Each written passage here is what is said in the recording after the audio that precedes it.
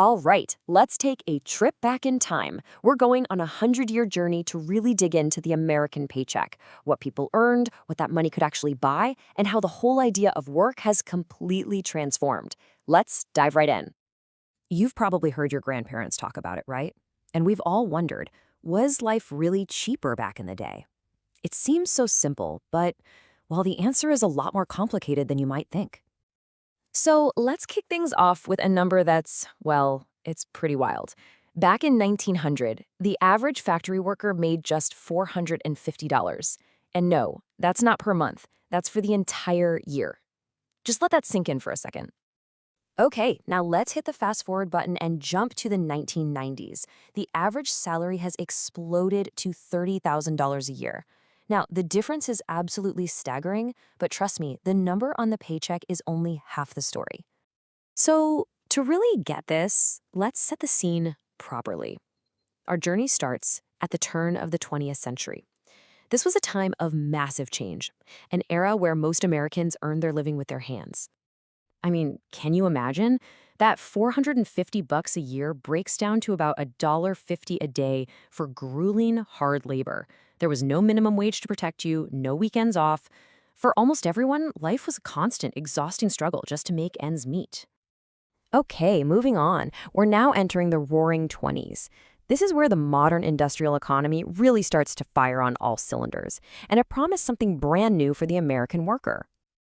Suddenly, with the rise of massive factories, especially in the auto industry, boom, the average factory wage more than doubles to $1,200 a year.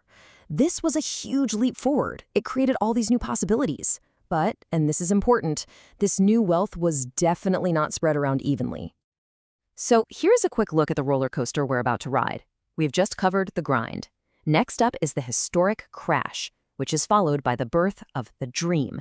Then comes the squeeze of inflation, and we'll finish up in the new era of the late 20th century. No, this next chapter is wow. It is one of the most dramatic periods in all of economic history.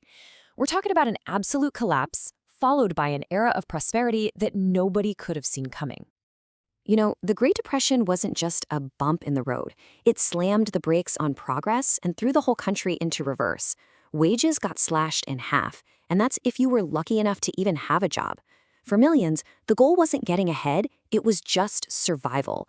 People were literally working just for a meal. But then, the turnaround. It was absolutely incredible. We leaped from the total desperation of the 30s to the 1950s, where the average factory worker was now making $3,300 a year. A huge part of this was the rise of powerful unions, which fought for better wages, benefits, and that 40-hour work week we now take for granted.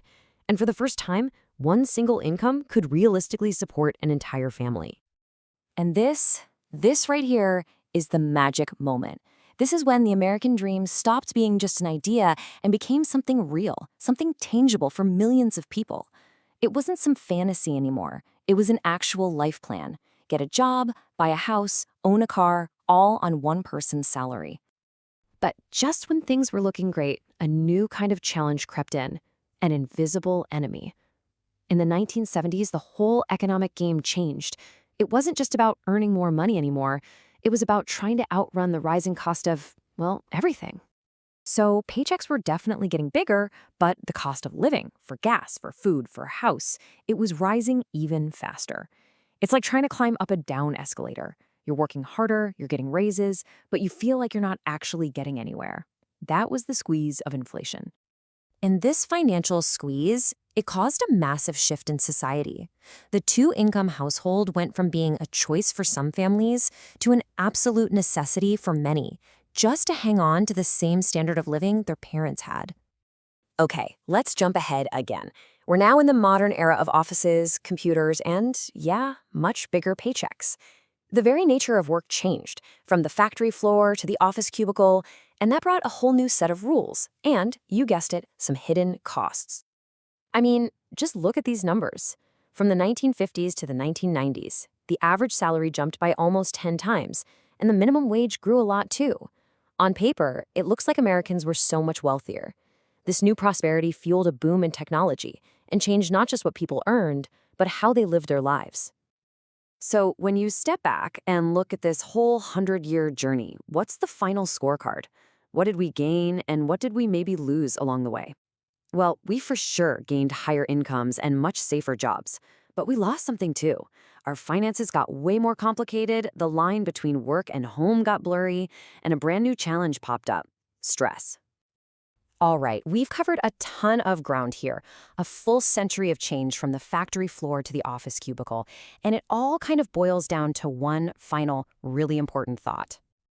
There's no doubt that paychecks at the end of the century were way, way bigger than at the beginning. But when you look at the whole story, the struggle, the dream, the squeeze, you just have to ask yourself, what was the real price of all that progress? It's definitely something to think about. Thanks for coming along on this journey.